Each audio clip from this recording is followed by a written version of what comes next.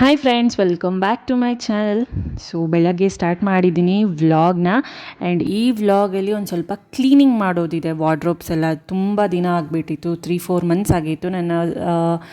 Usually ನಾನು ಇಯರ್ಲಿಗೆ 3 to 4 times ಆದರೂ wardrobes, ಕಾಟ್ ಕೆಳಗಡೆ ಇರೋ ಡ್ರಾಸು, ಎಲ್ಲಿ ಬಟ್ಟೆ ಇರುತ್ತೆ ಅಲ್ಲೆಲ್ಲನೂ ಕ್ಲೀನ್ ಮಾಡ್ಕೋತಾ ಇರ್ತೀನಿ.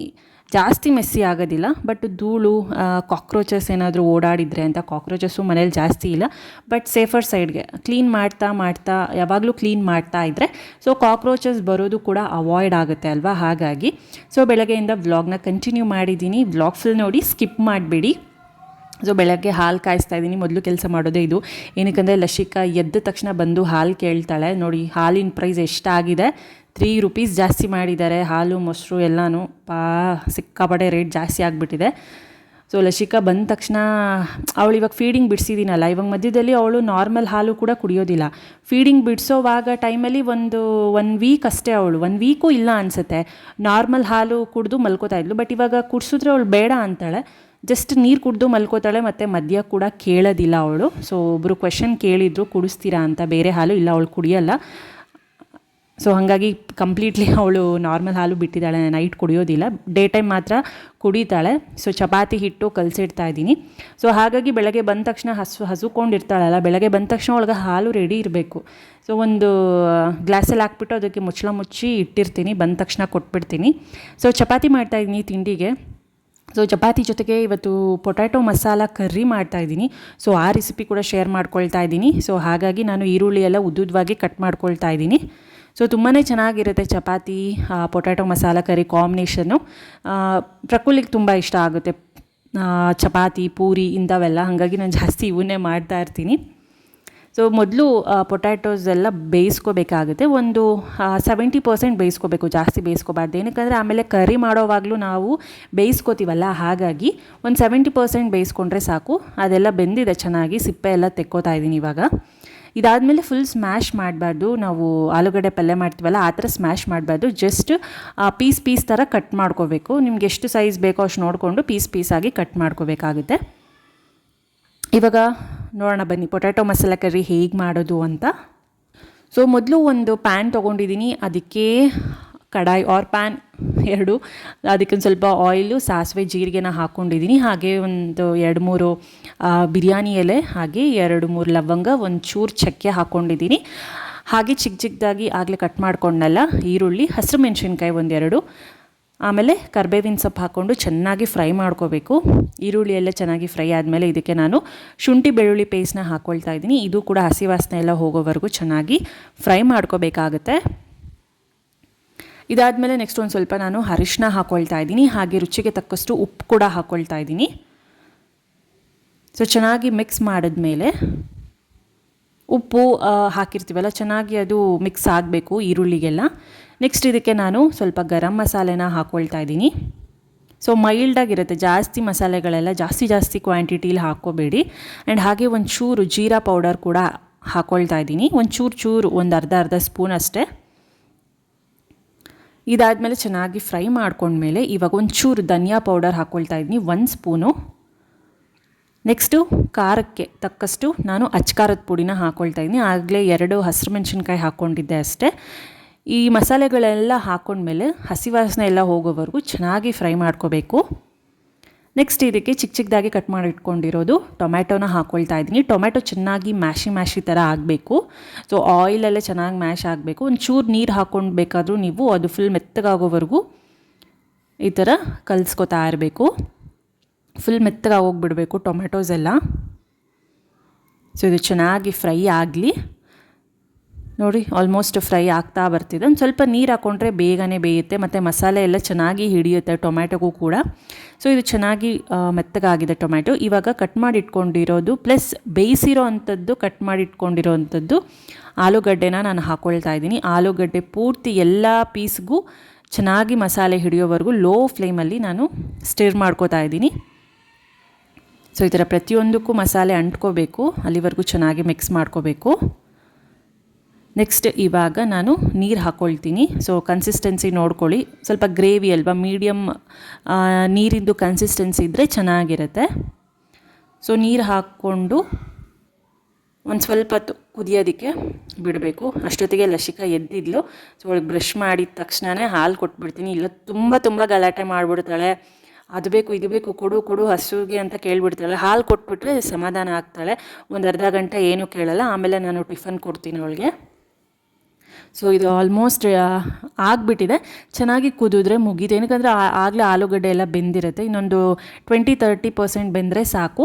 ಕೊನೆಗೆ ಕೊತ್ತಂಬರಿ ಸೊಪ್ಪನ್ನ ಹಾಕ್ಕೊಳ್ತಾ ಇದ್ದೀನಿ. ಹಾಗೆ ಕಸೂರಿ ಮೇಥಿ ಕೂಡ ಸ್ವಲ್ಪ ಹಾಕ್ಕೊಂಡು ಮಿಕ್ಸ್ ಮಾಡಿ 1 ಮಿನಿಟ್ ಬೇಯಿಸ್ಕೊಂಡ್ರೆ ಸಾಕು.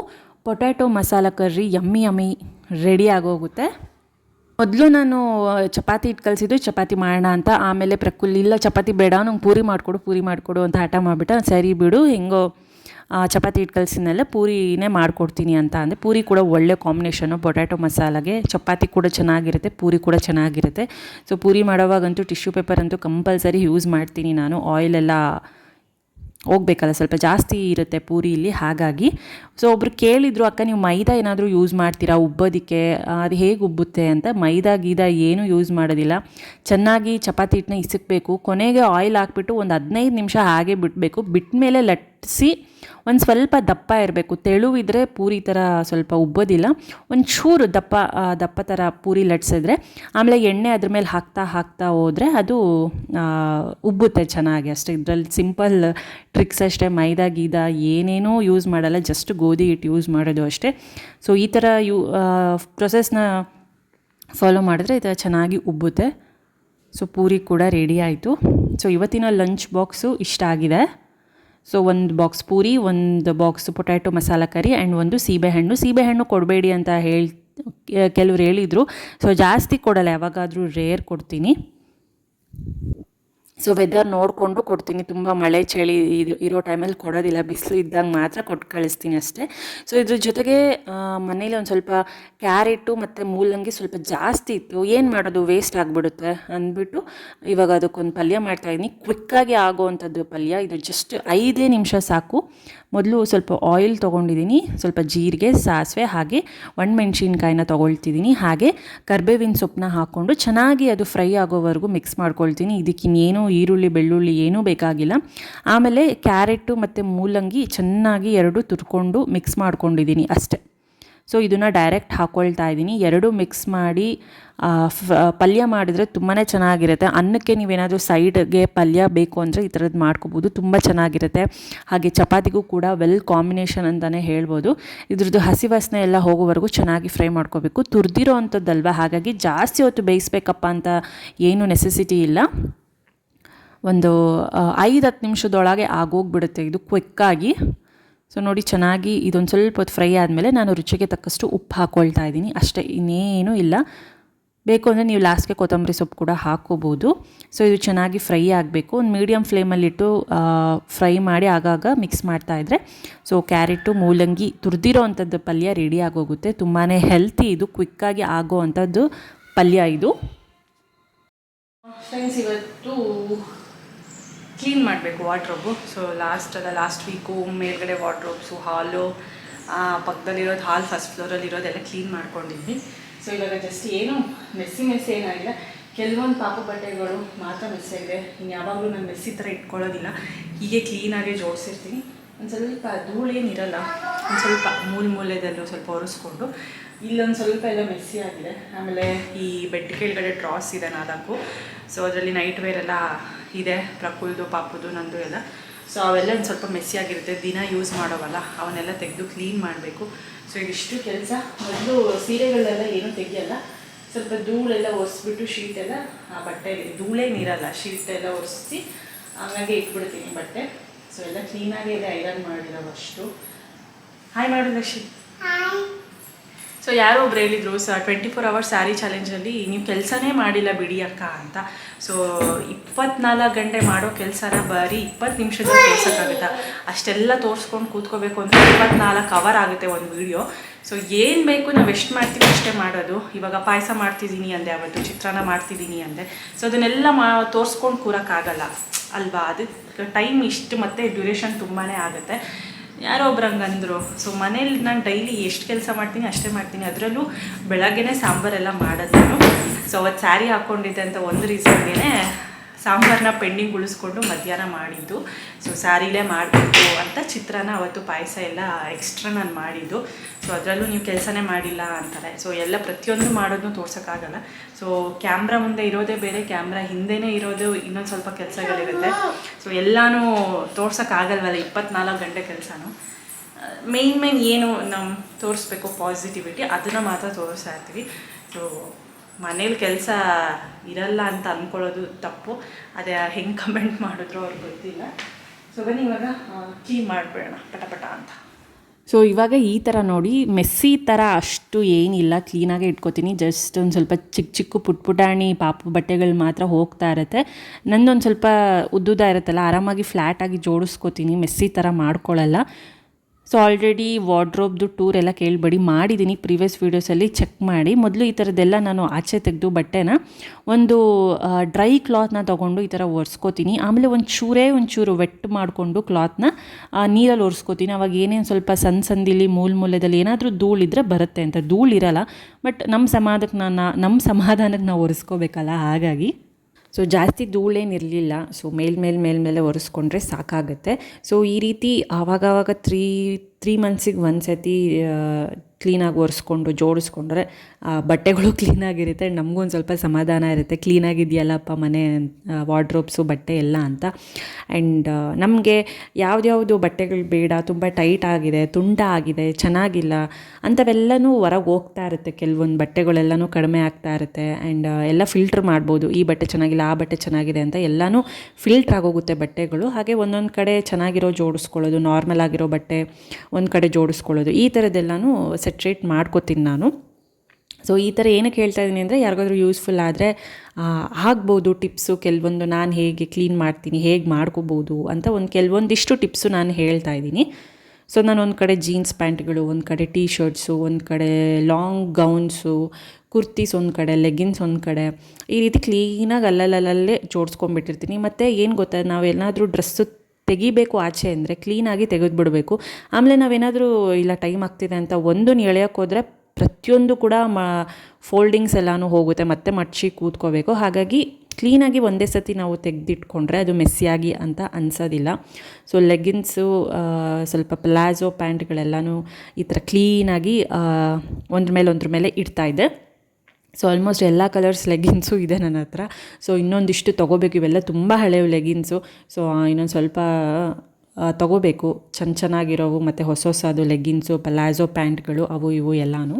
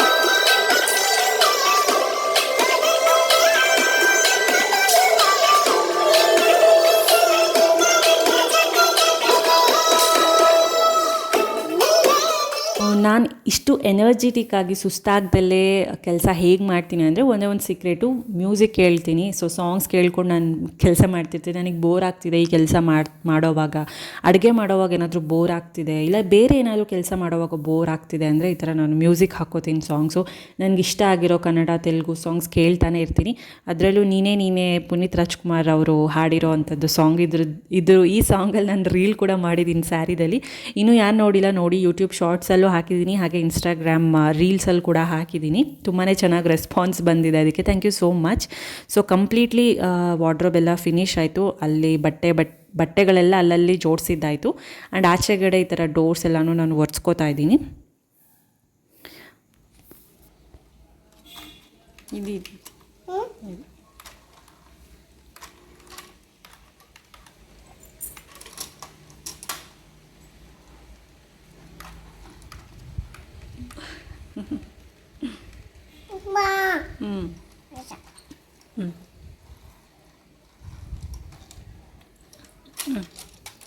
ಇವು ವಾರ್ಡ್ರೋಬ್ಸ್ ಎಲ್ಲ ಆಯಿತು. ನೆಕ್ಸ್ಟ್ ಇವಾಗ ಕಾಟಲ್ಲಿರೋವಂಥದ್ದು 4 ಡ್ರಾಸ್ ಇದೆ, ಅಲ್ಲೆಲ್ಲ ನೈಟ್ ವೇರ್ ಸ್ಟೋರ್ ಮಾಡ್ತೀನಿ ನಾನು.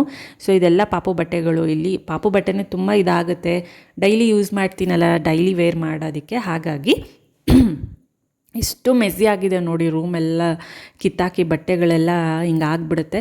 ಸೊ ಮೊದಲು ಬಟ್ಟೆಗಳನ್ನೆಲ್ಲ ತೆಗೆದುಬಿಟ್ಟು ಕ್ಲೀನಾಗಿ ಮಡಚ್ತೀನಿ. ಆಮೇಲೆ ನಾರ್ಮಲಿ ಡ್ರೈ ಬಟ್ಟೆ, ವೆಟ್ ಬಟ್ಟೆ, ಆಮೇಲೆ ಇನ್ನೊಂದು ಸತಿ ಡ್ರೈ ಬಟ್ಟೆ ತೊಗೊಂಡು ಕ್ಲೀನಾಗಿ ಮೂಲೆದಲ್ಲೂ ಒರೆಸ್ಕೊಂಡು ಆಮೇಲೆ ಎಲ್ಲನೂ ಬಟ್ಟೆನ ಕ್ಲೀನಾಗಿ ಫೋಲ್ಡ್ ಮಾಡಿ ಇಟ್ಟಿರ್ತೀನಿ. ಎಷ್ಟು ಚೆನ್ನಾಗಿರುತ್ತೆ ಫೋಲ್ಡ್ ಮಾಡಿ ಇಟ್ಟಾಗ. ಸೊ ಮೊದಲು ಎಲ್ಲನೂ ಕ್ಲೀನಾಗಿ ಒರೆಸ್ಕೋತೀನಿ. ಸ್ವಲ್ಪ ಈ ಡ್ರಾಸಲ್ಲೆಲ್ಲ ಸ್ವಲ್ಪ ಜಾಸ್ತಿ ಅಂದರೆ ಮೂಲೆದಲ್ಲಿ ಸಂದಿಲಿ ಧೂಳು ಕೂತಿರುತ್ತೆ. ಏನಕ್ಕಂದರೆ ಕಸ ಗುಡ್ಸೋವಾಗ ಎಲ್ಲನೂ ಸ್ವಲ್ಪ ಏನಾದರೂ ಗ್ಯಾಪ್ ಇದ್ರೂ ಹೋಗಿಬಿಡುತ್ತೆ ಒಳಗಡೆ. ಹಾಗಾಗಿ ವಾರ್ಡ್ರೋಬ್ಸ್ಗಿಂತ ಈ ಥರ ಕಾಟಲ್ಲಿರೋ ಡ್ರಾಸಲ್ಲಿ ಒಂದು ಸ್ವಲ್ಪ ಧೂಳು ಮೂಲೆದಲ್ಲಿ ಕೂರೋದು ಜಾಸ್ತಿ. ಸೊ ಹಾಗಾಗಿ ಅದನ್ನೆಲ್ಲ ಕ್ಲೀನ್ ಮಾಡ್ಕೋತಾ ಇದೆ ಮೂಲೆನೂ. ಸೊ ಪಾಪು ಬಟ್ಟೆ ನೋಡಿ ಎಷ್ಟೊಂದಿದೆ. ಅದರಲ್ಲೂ ತುಂಬ ಟೈಟ್ ಆಗಿರೋ ಬಟ್ಟೆಗಳನ್ನೆಲ್ಲನೂ ಆಚೆ ತೆಗೆದಿಟ್ಟೆ. ಸೊ ಕೆಲವೊಂದು ಅನಾಥಾಶ್ರಮದ ಒಂದು ವ್ಯಾನ್ ಬರುತ್ತೆ, ಅವ್ರಿಗೊಂದು ಕೊಟ್ಬಿಡ್ತೀನಿ ಚೆನ್ನಾಗಿರೋವು. ಆ್ಯಂಡ್ ಇನ್ನೊಂದು ಸ್ವಲ್ಪ ಹಂಗೋ ಹಿಂಗೋ ಬಟ್ಟೆಗಳಿರೋದನ್ನ ಫ್ಯಾಕ್ಟ್ರಿ ಕೊಟ್ಟು ಕಳಿಸ್ತೀನಿ, ಅಲ್ಲಿ ಯೂಸ್ ಮಾಡ್ಕೋತಾರೆ ಅಪ್ಪ. ಸ್ನಾನ ಕೂಡ ಎಲ್ಲ ಮುಗೀತು ನಂದು. ಪಾಪುಗೆ ಇದನ್ನೆಲ್ಲ ಓದಿಸ್ತಾ ಇದೆ, ABCD ನಂಬರ್ಸು, ಟ್ರಾನ್ಸ್ಪೋರ್ಟೇಷನ್ ಅದನ್ನೆಲ್ಲನೂ ಓದಿಸಿ ಮಲಗಿಸಿದ್ದೆ ನಾನು. ಸೊ ಮಲಗಿಸ್ಬಿಟ್ಟು ನಾನಿವಾಗ ಕೆಳಗಡೆ ಹೋಗ್ತಾ ಇದ್ದೀನಿ, ಕಾಫಿ ಆರ್ ಟೀ ಮಾಡಿಕೊಂಡು ಕುಡಿಯೋಣ ಅಂತ. ಸೊ ಆಚೆ ಕಡೆ ತುಂಬ ಚೆನ್ನಾಗಿತ್ತು ವೆದರ್ ಎಲ್ಲ. ಸೊ ಅಲ್ಲೇ ಕೂತ್ಕೊಂಡು ಲಾನಲ್ಲಿ ಟೀ ಕುಡಿತಾ ಇದ್ದೆ, ಸೊ ವೆದರ್ ಎಂಜಾಯ್ ಮಾಡಿಕೊಂಡು. ಸೊ ಐ ಹೋಪ್ ಈ ವ್ಲಾಗ್ ಇಷ್ಟ ಆಗಿದೆ ಅಂತ ಅನ್ಕೋತೀನಿ. ಇದೊಂಥರ ಸಿಂಪಲ್ ವ್ಲಾಗ್, ಕ್ಲೀನಿಂಗ್ ಜೊತೆಗೆ ಕೆಲವೊಂದು 2 ರೆಸಿಪೀಸ್ನ ಕೂಡ ನಾನು ತೋರಿಸಿದ್ದೀನಿ. ಈ ವಿಡಿಯೋ ಪ್ಲೀಸ್ ನಿಮ್ಗೇನಾದರೂ ಇಷ್ಟ ಆದರೆ ಲೈಕ್ ಮಾಡಿ, ಕಮೆಂಟ್ ಮಾಡಿ, ಶೇರ್ ಮಾಡಿ, ಓಕೆನಾ? ಇನ್ನೂ ಯಾರೆಲ್ಲ ಸಬ್ಸ್ಕ್ರೈಬ್ ಮಾಡ್ಕೊಂಡಿಲ್ಲ ನನ್ನ ಚಾನಲ್ಗೆ ಸಬ್ಸ್ಕ್ರೈಬ್ ಮಾಡ್ಕೊಳ್ಳಿ. ಸೊ ಮತ್ತೆ ಸಿಗೋಣ ಮುಂದಿನ ಒಂದು ಒಳ್ಳೆಯ ವ್ಲಾಗ್ನಲ್ಲಿ. Until then keep smiling, take care, bye bye, lots of love, thanks for watching.